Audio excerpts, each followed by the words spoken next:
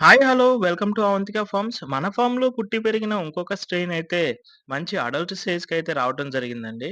So, ఇలాంటి స్ట్రెయినే మనం సిమిలర్‌గా 2, 3 చూసినా గానీ, దేని స్పెషాలిటీ దానికే ఉంటుందండి. ఎందుకు చెప్తున్నాను అంటే, ఇప్పుడు మీరు చూడబోయే స్ట్రెయిన్ వచ్చేసి రెడ్ లేస్ గప్పీస్ అనమాట. అలాగే yellow lace guppies and jaguar guppies అనేవి గూడా సేమ్ ప్యాటర్న్స్ ఒస్తాయి బాడీ మీద. కానీ కలర్ వేరియేషన్ ఉంటుంది. కానీ మీరు గమనించినట్లయితే ఏ స్ట్రెయిన్‌కి ఉండాల్సిన స్పెషాలిటీ ఆ స్ట్రెయిన్‌కే ఉంటుందండి.